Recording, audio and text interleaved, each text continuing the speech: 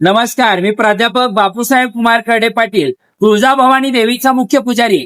आज देवीचा छबिना आणि या छबिन्याला आज ज्यांचं लग्न जमत नाही, ज्यांच्या लग्नामध्ये अडथळा निर्माण होतो, अशा वेळेस त्या पालखीला, त्या वाहनाला या ठिकाणी भक्तांतर्फे अशा प्रकारचे मंडवळे हे बांधले जातात आणि आईकडे प्रार्थना केली जाते की आई जगदंबे, आई भवानी, आमच्या लेकराचं लग्न हे लवकरात लवकर जुळून येऊ दे, आणि अशी प्रार्थना त्या वाहनाला केली जाते।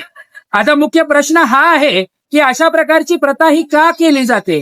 तर असं म्हणतात की आई जगदंबा, आई भवानी स्वतः या ठिकाणी पालखीमध्ये बसते आणि या ठिकाणी संपूर्ण प्रदेशाची यामध्ये काय अडचण आहे, आपल्या राज्यामध्ये काय त्या ठिकाणी सुविधा आहे, याचा त्या ठिकाणी सांगोवा घेत असते। आणि मग यासाठी आई भवानी ज्या वेळेस बाहेर येते त्यावेळेस ती पालखीमध्ये एका वाहनावरती बसून या मंदिराभोवती पूर्ण प्रदक्षिणा घेत असते।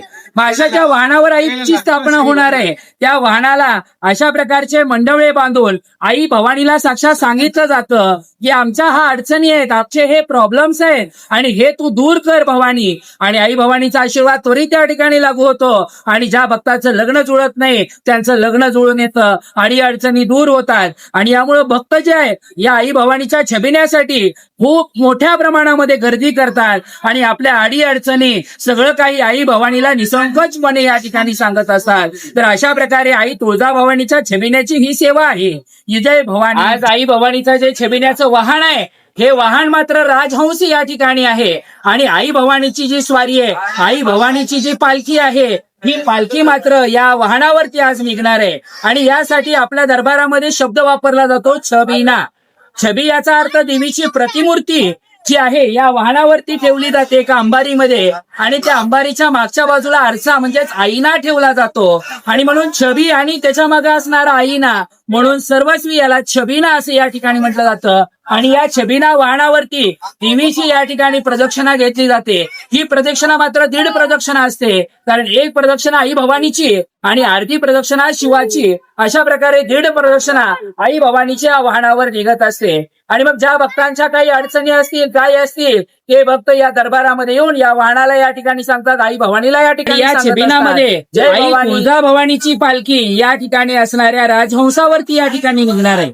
मग अशा वेळेस ज्या भक्तांना घरामध्ये या ठिकाणी लग्नामध्ये प्रॉब्लेम येत आहे, ज्या लेकरांच्या लग्नामध्ये अडचणी येत आहेत, अशा वेळेस या लेकरांचे लग्न लवकरात लवकर जमावे यासाठी ते भक्त आई भवानीच्या या छबिन्याला अशा प्रकारचे मंडवळे बांधून आई भवानीला या ठिकाणी सांगतात की आई जगदंबे, आई भवानी, आमच्या लेकराचं लग्न हे लवकरात लवकर जुळून येऊ दे। आणि या ठिकाणी असं या ठिकाणी मंडवळ या छबिन्याच्या वाहनाला या ठिकाणी बांधलं जातं आणि या प्रकारचं वाहनाला हे छबिन्याचं या ठिकाणी असणारं मंडवळ ज्या वेळेस आपण बांधतो त्यावेळेस आई भवानी जी आहे त्या लेकराचं, त्या परिवाराचं घराणं या ठिकाणी ऐकून घेते आणि त्या भक्ताचं जे लग्न आहे हे लवकरात लवकर जुळून येतं।